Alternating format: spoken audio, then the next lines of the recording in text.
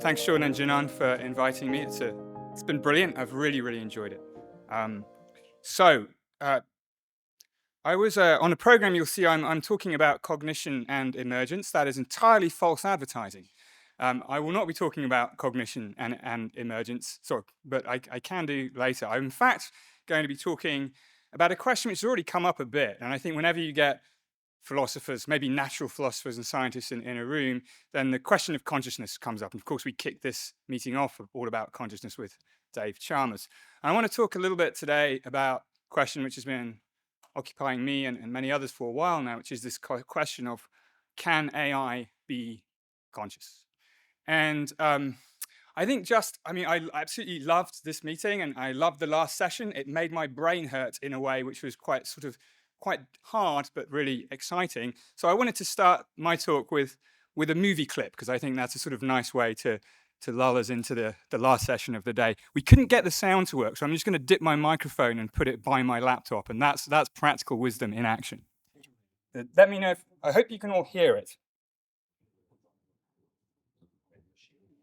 I've already built one. And over the next few days, you're going to be the human component in the Turing test. Holy shit. Yeah, that's right, Caleb. You got it. Because if that test is passed, you are dead center of the greatest scientific event in the history of man. If you've created a conscious machine, it's not the history of man. That's the history of gods. How many people have seen Ex Machina? I mean, I hope so. It's about 10 years old. If you haven't seen it, I really recommend seeing it. It's a beautiful film, a great, I think, some quite interesting philosophy in it as well. So this is the question: can artificial intelligence be or become real consciousness? So in the next 28 minutes exactly, I want to take you through 4 sort of sections thinking about this. One is about motivations and confusions. Why is it that we might even think that AI could be conscious and not just intelligent? And then the bulk of the talk will be of interrogating an assumption which I would say until quite recently, and maybe still, is quite mainstream in people who think about these things, which is the assumption of computational functionalism, the idea that computation of some kind is sufficient for consciousness. What I won't have time to spend much on is the positive arguments for an alternative. And the alternative I favor, even though I don't know whether it's true, but I'm compelled by the possibility, is the idea that consciousness is a fundamentally biological phenomenon. This goes back to people like John Searle and so on, biological naturalism. We heard sort of an interesting case for this made by Nick Lane yesterday. But I also want to talk a little about things to worry about, because we should all have things to worry about. Right. This menu is actually a sort of short version of, and the talk itself is a sort of distillation of a paper that is just coming out in behavioral and brain sciences. And the reason I mention that, it builds on the talk, but also it's the window of opportunity. It's open for submissions for commentary proposals. So if you're interested in what I'm saying, and especially if you disagree with what I'm saying, then please consider submitting a commentary proposal so that I can, be corrected in my loose thinking about things. So motivations and confusions. And I think the first thing to say here is that human culture has remained endlessly fascinated by the prospect of creating artificial systems that not only think, but also feel. And we can see this as far back as we like in human culture. I'm just going to start, for the sake of argument, with Frankenstein, which is one of my favorite books. Now, the tale of Frankenstein is often thought of as a warning against the hubristic desire to create life out of things that are non-living. But if you read, I reread it. Well, actually, I thought I'd read it, but I'd never read it. It's one of those books I always assumed I'd read until I read it. And I haven't read this. And when I read it, I realized, at least to me, it wasn't so much the fact that Frankenstein's creature was alive that mattered. It was the fact that the creature could feel, that it could experience misery and rejection and ostracism. And that's what led to all the carnage that followed. Then, of course, there's other landmarks like 2001, Please Open the Pod Bay Doors, and Ex Machina, and one of my favorite novelistic explorations, which is Kazuo Ishiguro's Clara and the Sun, which is it's a wonderful kind of perspective on artificial consciousness from the perspective of a conscious robot.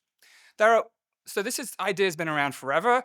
there are other things that play into it as well. I mean, one issue that I think we all grapple with is the pace of change. People talk about things, and especially AI technologies, changing exponentially. We've seen this dramatic increase with language models and so on.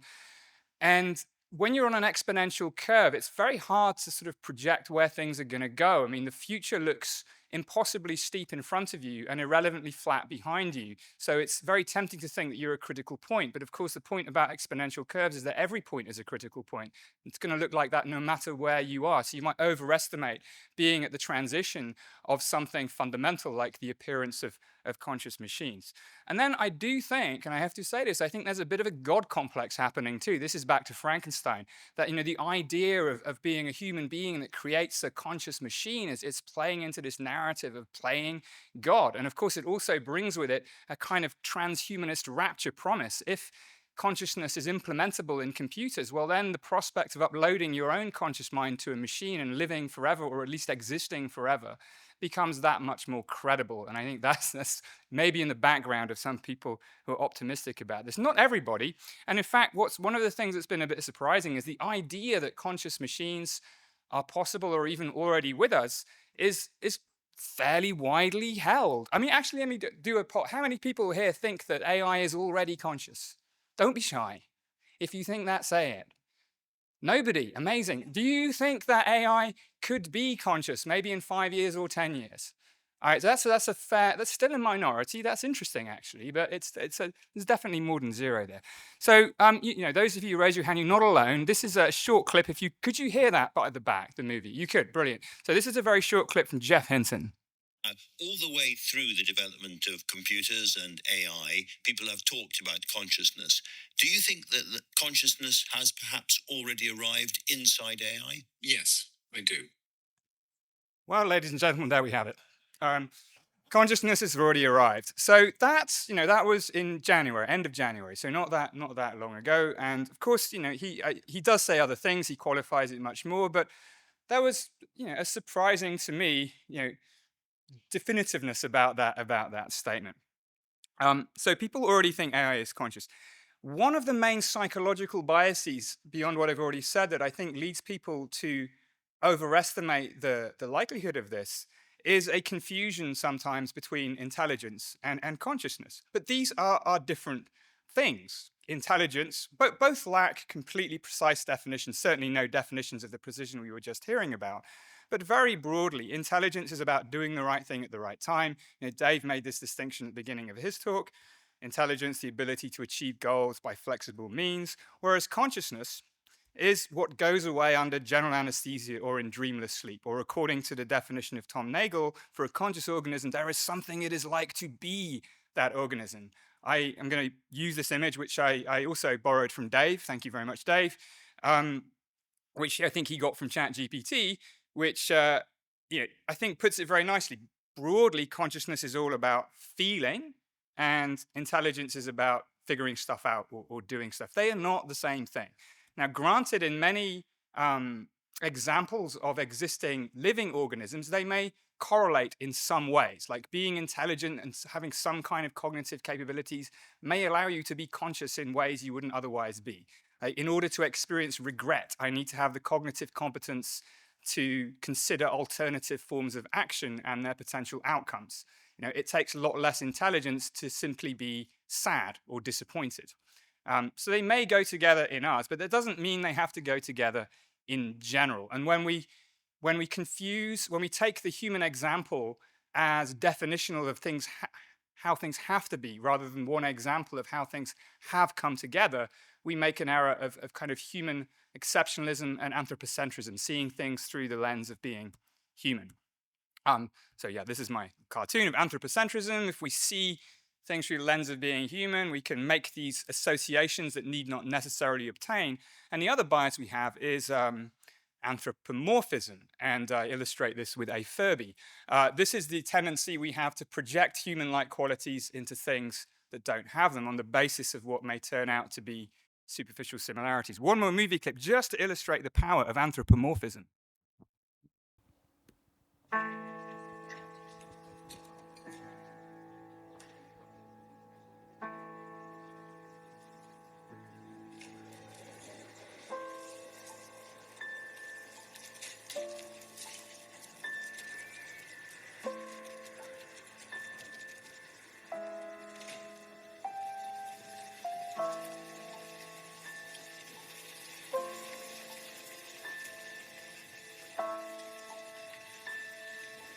Many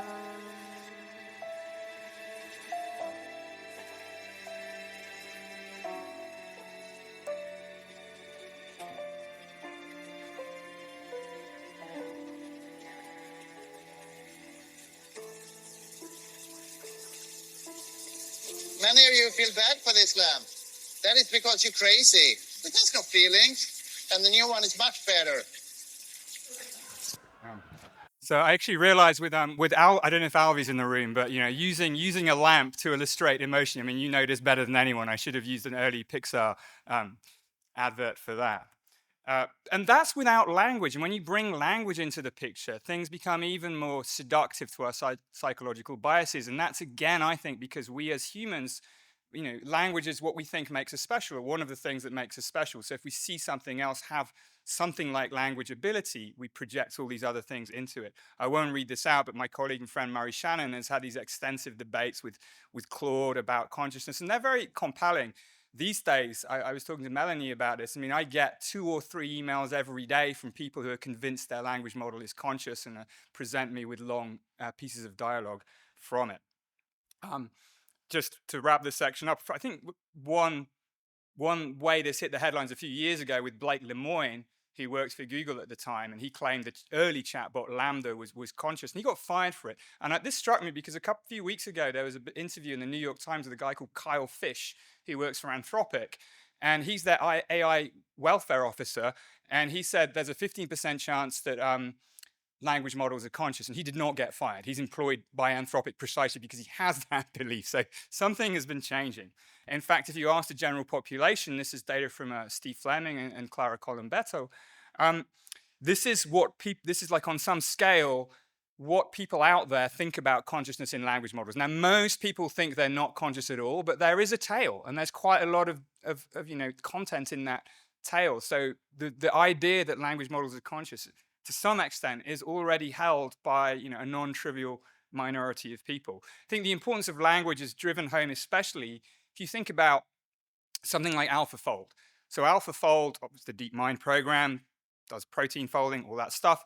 I've never heard anyone, no one's written to me claiming that AlphaFold is conscious. Like, it just doesn't happen. But under the hood, it's basically the same kind of thing. It's neural networks, it's transformers, they're just doing some different generative model. But, you know, if you think Claude is conscious but not AlphaFold, I think you have a hard time explaining what the difference is apart from your own sort of psychological biases that are attracted by something like language. So, one brief digression here. It's often said that language models hallucinate when they make stuff up. I really resist this use of language, because if you say that a language model hallucinates, you're implicitly conferring onto it a property to have experiences, because when we humans hallucinate, it's about us having unusual kinds of experience. So if we use the wrong words, we're implicitly just sort of bed in some of these assumptions, which can be quite unfortunate in the long run.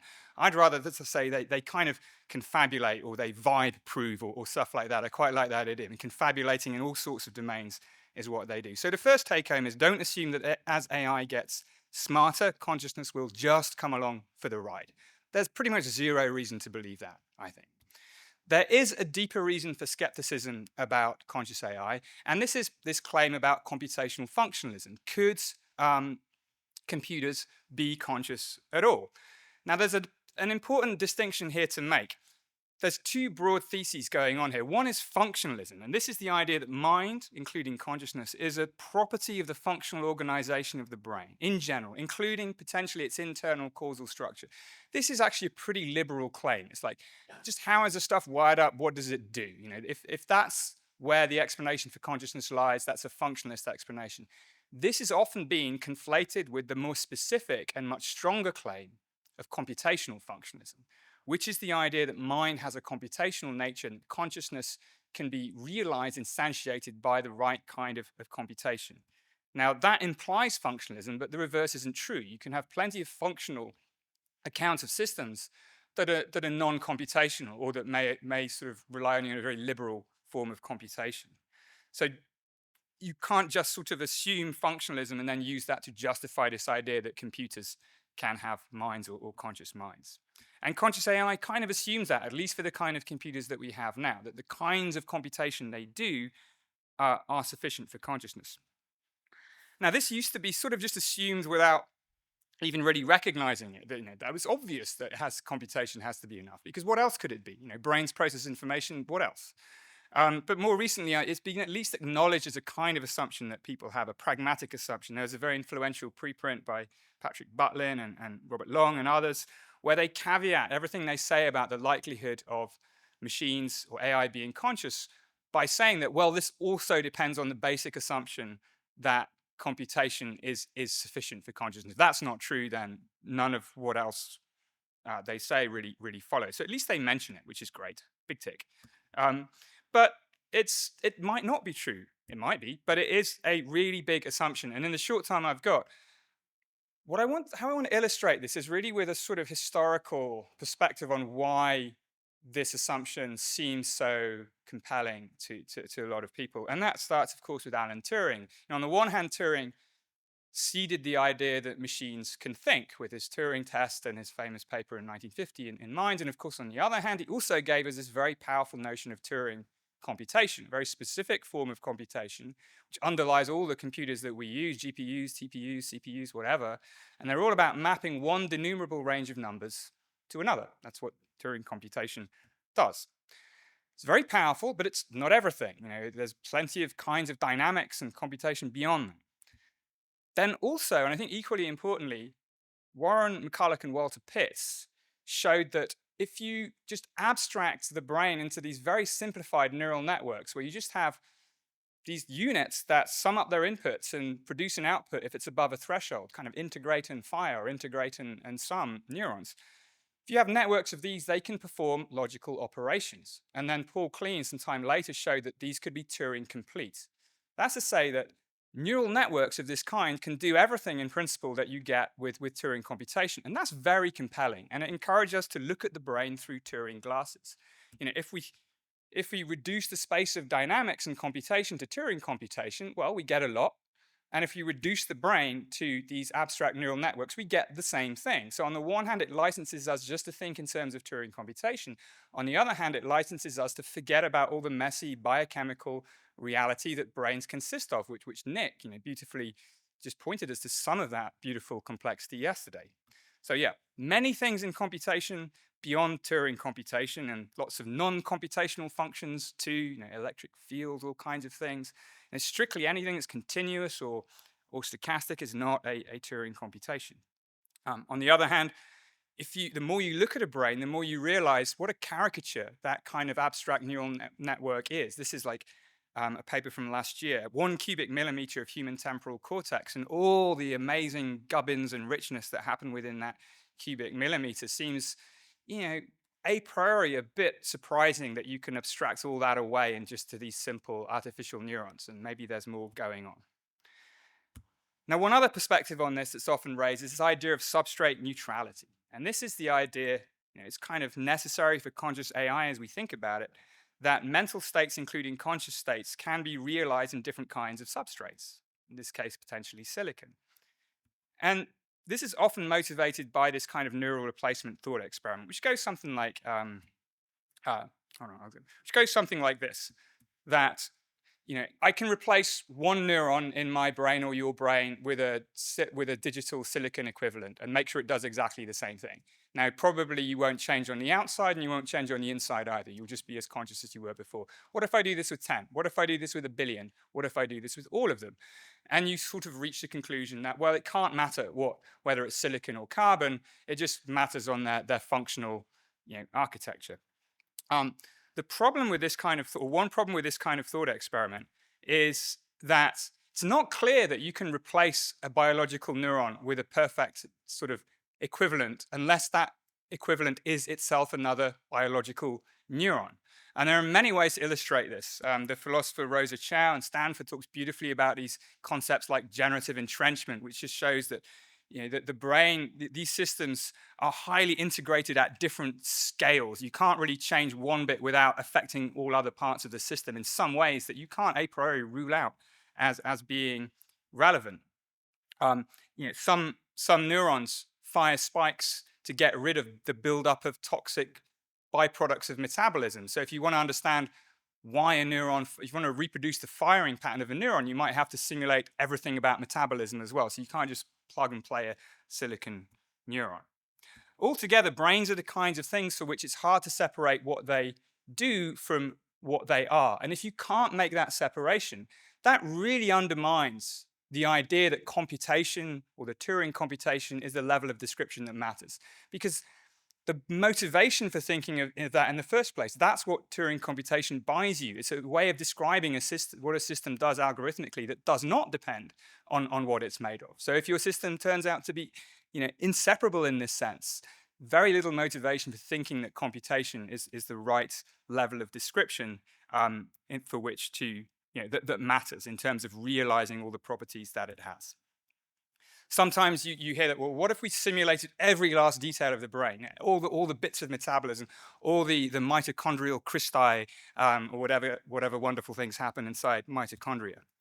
Wouldn't that give rise to consciousness in some kind of whole brain emulation scenario? Well, no, this presupposes computational functionalism. That's only true.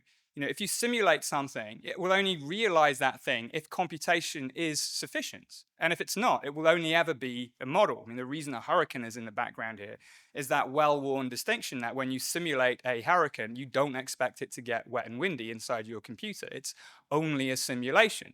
So why, if you simulate the brain, would you expect it to realize consciousness? That's only going to be true if it turns out that computational functionalism is true. You have to give independent arguments for that. Very broadly, I think there's been this mistake of taking what's been a very, very powerful metaphor for the brain as a kind of meat-based computer, and little by little forgetting that it's only a metaphor.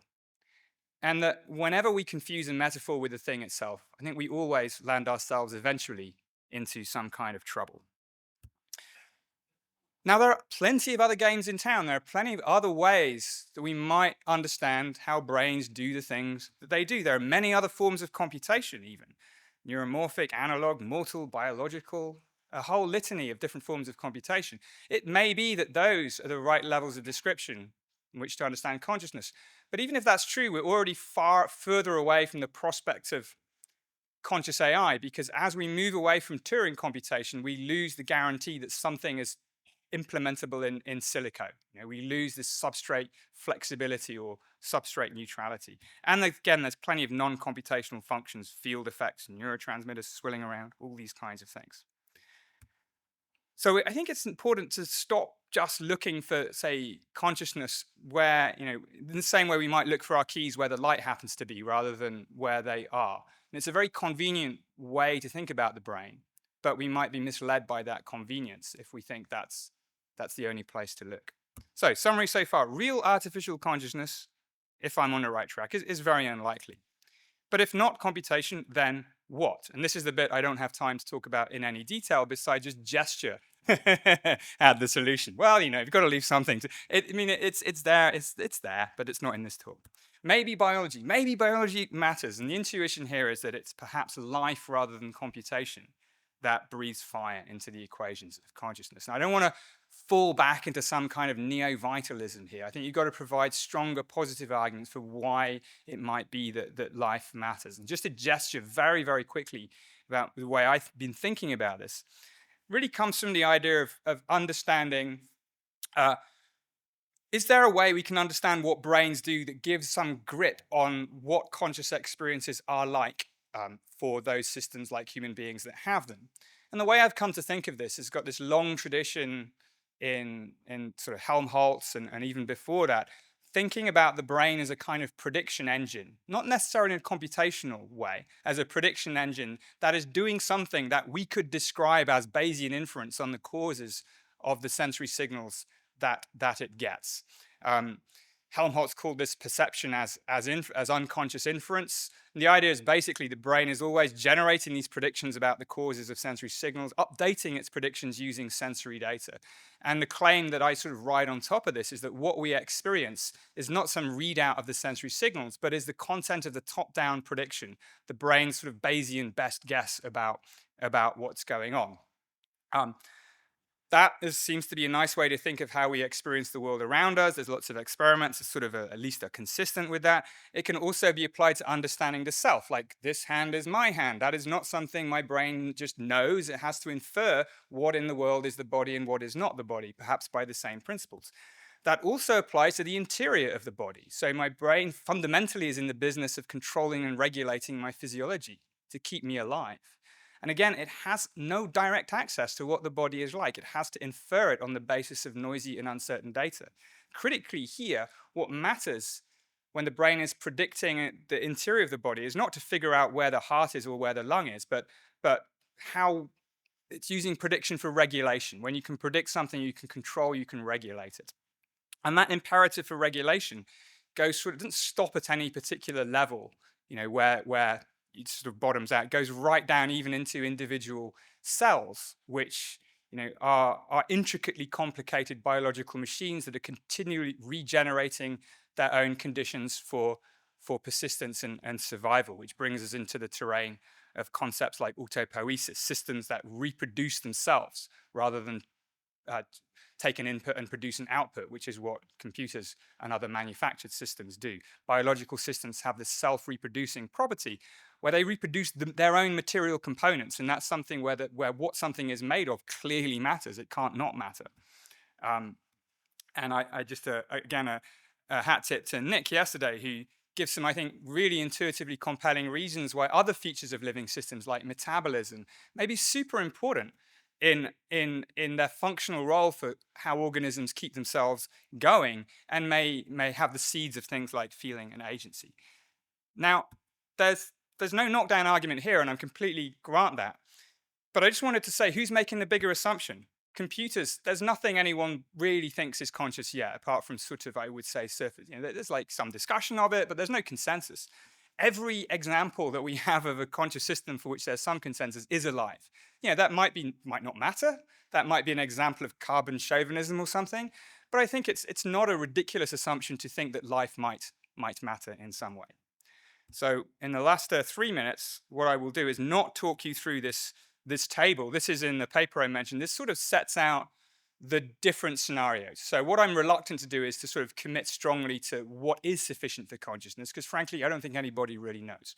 But I just want to sort of paint a landscape that shows the options with what I hope is a bit more clarity. And for instance, there are 2 ways that life could matter for consciousness. It could be that what matters for consciousness is still a certain kind of functional organization, but that you could only realize that functional organization in living systems. It's just not the kind of functional organization that you can have in non-living systems, even though you can still simulate it. But we've already discussed that simulation is not the same thing as instantiation. Or it could be that life matters in some deeper, more intrinsic way, in the same way that sort of wetness depends on the molecular structure of water. And that would be closer to the sort of the metabolism story there, that there's something really deeply intrinsic about biological material that matters for consciousness. Or this might be completely wrong, and indeed it is a matter of computation alone. 2 more points to cover. One is a big problem when dealing with this kind of thing. It's basically impossible to test for real artificial consciousness. We just don't know, because we don't have a consensus theory of when it's there or not. We can't be sure, when faced with something that is laden with uncertainty like AI, whether these systems are conscious. And that's not a novel situation. We have many cases that we're uncertain of whether consciousness is present. Newborn babies or fetuses, Claudia talks about this a lot. Patients with brain injury, non-human animals, insects, all these kinds of things. Organoids, I think, is another context. But AI is slightly different because it exhibits things like language that would be very diagnostic if other systems express them. If a patient in a coma suddenly starts speaking to you, they're no longer in a coma. You can be pretty clear they're conscious, but that's because they share a lot of other background conditions with us that AI doesn't share, that makes that inference valid in the case of a coma patient that wakes up and speaks to us, compared to a language model. I want to finish with things to worry about, because we all need things to worry about. So I might be wrong. I mean, perish a thought, but it's possible. I might be wrong, and it might be the case that indeed computation is enough for consciousness. And, due diligence, most theories of consciousness still say something like this. So in my view, definitely a minority among consciousness researchers. And if these views are on the right track, then conscious AI might not come along for free, but there's very little obstacle towards designing AI systems that implement computational theories of consciousness. And if those theories are adequate theories in the sense of not only describing consciousness in humans, but specifying true sufficient conditions, then conscious AI is around the corner. And of course, there are many ways that the needle can be moved. I've been talking at least about computers as we're familiar with them, but there are increasingly examples of neuromorphic computers, hybrid computers that sort of use biological neural networks, and even things like organoids that are made of human neurons grown from human embryonic stem cells. Now, I find this contrast with AI really instructive. Organoids don't speak to us. They don't really do anything that pulls on our psychological biases, yet they are made out of the same stuff. So a whole kind of uncertainty, class of uncertainty, I think, goes away. I'm personally much more concerned about the inadvertent emergence of consciousness in brain organoids than I am in the next generation of language models. And these things are now, this is an amazing paper from Sergio Pasco in Stanford, assembloids, multiple organoids joined together that sort of model the human pain pathway. And that would be pretty worrying. So you can move the needle. The question is, how brain-like does AI have to be to move the needle on the credence for consciousness? Does it have to be made of carbon? Does it just have to be neuromorphic in some other way? Now, to finish, there are reasons not to build real conscious AI. I mean, I hope this is pretty obvious, but building a conscious AI is just a really terrible idea. Value alignment might get harder, but of course, you'd have the potential of introducing real artificial suffering into the world. So we should not be trying to create conscious AI. I love this kind of tweet somebody sent me. Sci-fi author, in my book, I invented the torment nexus as a cautionary tale. Tech company, at long last, we have created the torment nexus from the classic sci-fi novel, Don't Create the Torment Nexus. And my last thought is that even AI that seems conscious could be very bad. And there's no philosophical uncertainty here. These things are already here for some people, and they will be coming as language models get better and get coupled with generative deepfakes and so on. It will become increasingly impossible to resist the feeling that something is conscious, even if you believe that it isn't. And that poses with a dilemma. Either we care about things that seem conscious, even if we know they're not, and this distorts our circle of moral concern, and we may expend resources on caring for things that don't need them and care less about things that actually do, even if they don't pull on our biases in the same way. Or we decide not to care about these things, even though they seem conscious to us. And philosophers back to Kant have pointed out this is very bad for us. It's a very psychologically unhealthy place to be, to treat something badly or as if it's not conscious when we feel that it is. It brutalizes our minds. Navigating this world is going to be difficult, and we can't necessarily think our way out of these. There are plenty of visual illusions that even when you know what's going on, you can't help seeing these two lines as different lengths. They are the same length. So I think we may face cognitively impenetrable illusions of consciousness. Whatever we know about the situation, we won't be able to think our way out of feeling that they are conscious. So in summary, when it comes to conscious AI, beware of our motivations and biases. Computational functionalism might be wrong, it might be right, but I think it needs stronger positive arguments. Simulation is not instantiation. There are many other games in town, and the question that occupies me is really, as Ned Block puts it, does meat or mitochondria matter? And if so, why? Testing for artificial consciousness is very hard, and the ethical implications differ between real artificial consciousness and conscious seeming AI. And if we confuse and just focus on these real conscious AI scenarios, we distract ourselves from the clear and present ethical issues that are already with us without any philosophical uncertainty. These things are happening. Objects in the future are closer than they appear. And that's it. This is the paper again. You can just look for it in Behavior Brain Sciences if this has triggered a comment that you really want to make about why everything I've said is wrong, or even if you agree, propose a commentary submission. And I wouldn't normally mention my book here, but my editor, Stephen Morrow, is in the audience, and this does, and Sean's too, and this does give me an opportunity to thank Stephen, because the work of editors in these books is often overlooked, and the success this book has had, such as it is in large part due to the editing that Stephen and the other editors contributed to the book. So I'll stop there. Thank you very much.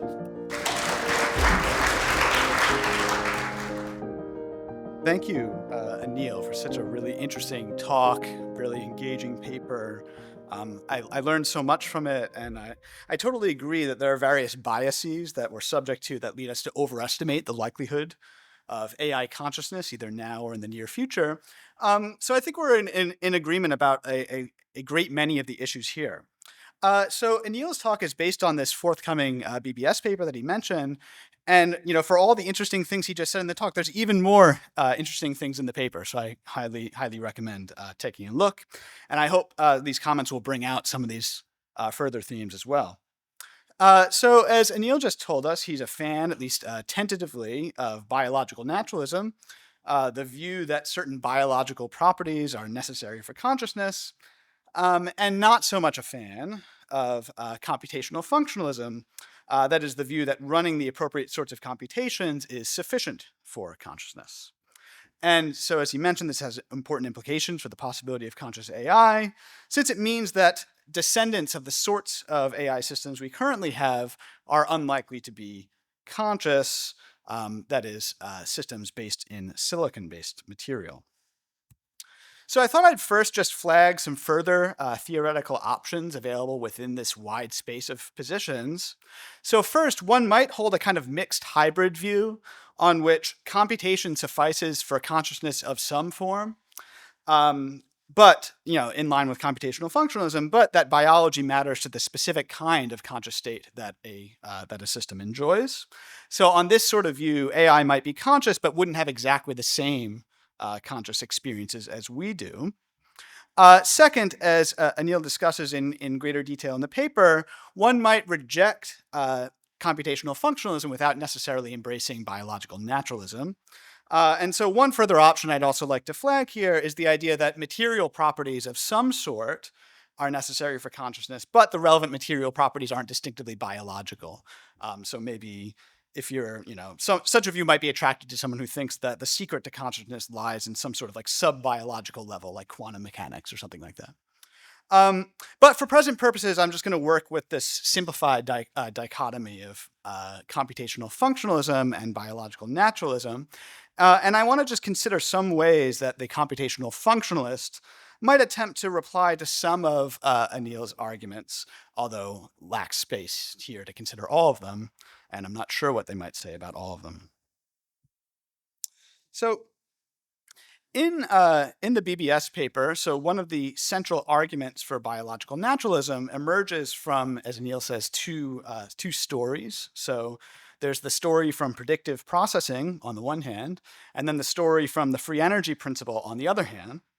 And so in these comments, I want to kind of consider the relationship between predictive processing and biological naturalism, because I think it's actually not nearly as obvious as maybe it was in the paper. It wasn't totally obvious to me how these positions actually relate to one another.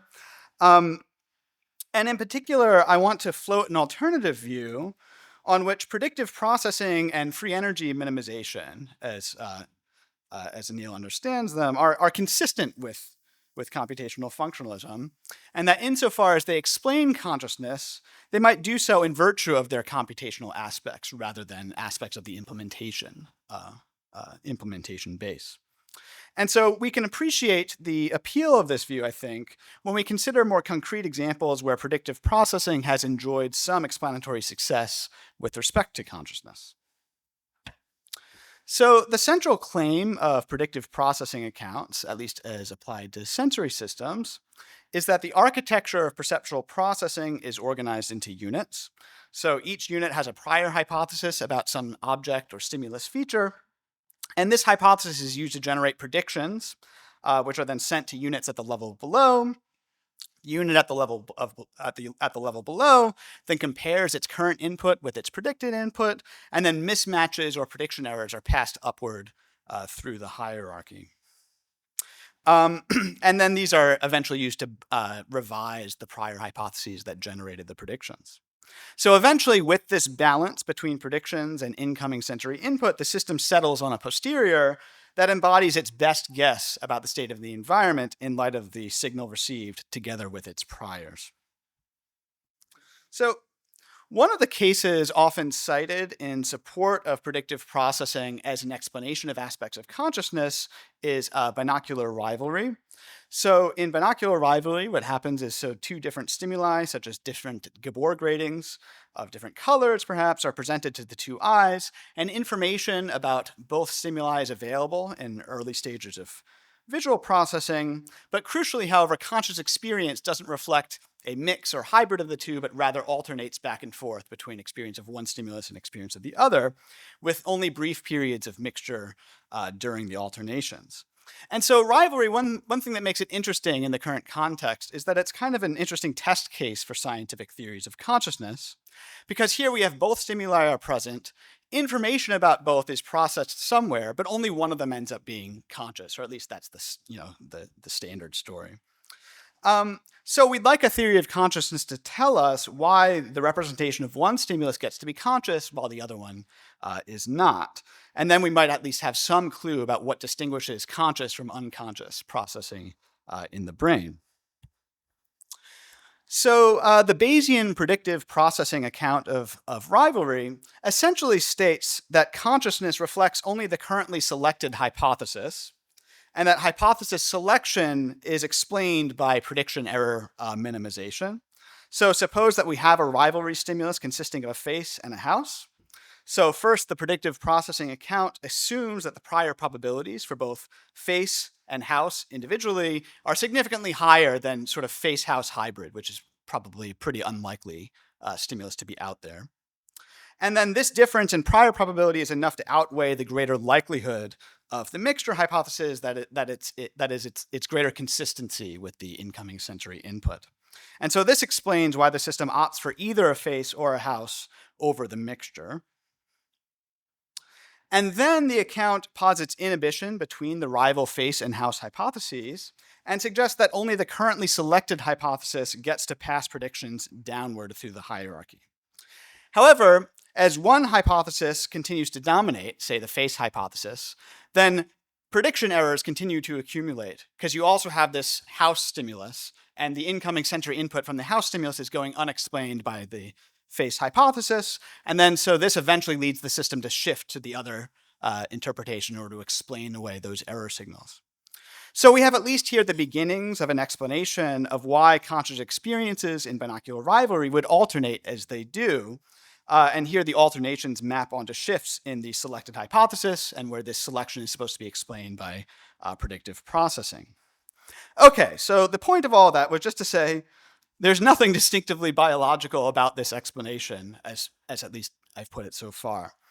So the explanatory power of the account, I take it, derives from the transparent connection between our shifting phenomenal experiences and the contents of the representations that the system is posited to be cycling between.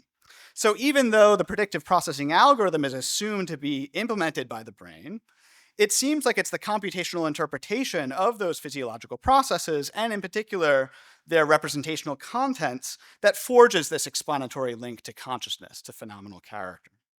Which then raises the natural question, well, why not think that any hardware implementing this algorithm would realize the same sorts of experiences, regardless of whether it's silicon-based or carbon-based? So just to sum up the alternative position I'm suggesting here, and just floating for discussion, computational functionalists might grant that predictive processing is implemented by neural substrate-dependent processes, while maintaining that it's only the computational substrate-independent aspects of predictive processing that contribute to explaining conscious experience. So Anil in the paper is aware, and so that's what Anil looks like. So Anil is aware of this sort of objection and is sensitive to it in the paper, to his great credit. So he's aware of this objection that predictive processing looks like a paradigm case of a computational theory of consciousness, to the extent that it explains consciousness. However, in response, he writes the following. So he says, someone might worry that predictive processing seems like a paradigmatically computational process. But the continuity with the free energy principle marks an important distinction. Predictive processing in biological systems is a dynamical and plausibly substrate-dependent process grounded in minimization of a continuous quantity, free energy. So the free energy principle very roughly states that the brain always aims to minimize a certain quantity known as variational free energy. And the idea here is that there's something distinctively biological about the way free energy is minimized in the brain, or at least that's how I'm understanding the line of thought. And that this forges this explanatory link between biology and consciousness. However, I think that the proponent of computational functionalism might push back again here, namely arguing that free energy minimization and the free energy principle are also not distinctively biological, because free energy minimization is free energy is an information theoretic quantity that's minimized by many systems, both biological and artificial, that perform approximate Bayesian inference. So free energy, as I understand it, though admittedly some of the math here is above my pay grade, is determined roughly by the divergence between one's probabilistic model and the optimal Bayesian model, among other things. But as various authors, including Sam Gershman, have noted, systems that attempt to make their probabilistic models as close as possible to optimal Bayes can generally be construed as minimizing free energy. So free energy minimization, at least in this mathematical sense, is again not distinctively biological, but looks like something that would be implementable in machine learning as well. So, however, Anil, and as he just mentioned during the talk, suggests that there's a much deeper connection between free energy minimization and biology, namely that free energy minimization might be built into primitive biological processes like metabolism or homeostasis.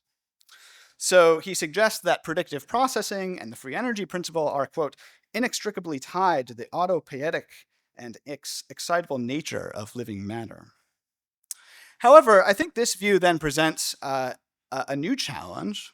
Specifically, if free energy minimization in the sense relevant to consciousness occurs even in pervasive biological processes like metabolism, like in single-celled organisms, then for many people this might in fact weaken the explanatory connection between the free energy principle and consciousness, because more generally, the more pervasive free energy minimization becomes, the more contentious it should become that this process really marks the divide between conscious and unconscious systems if you think that bacteria are not conscious, while we are.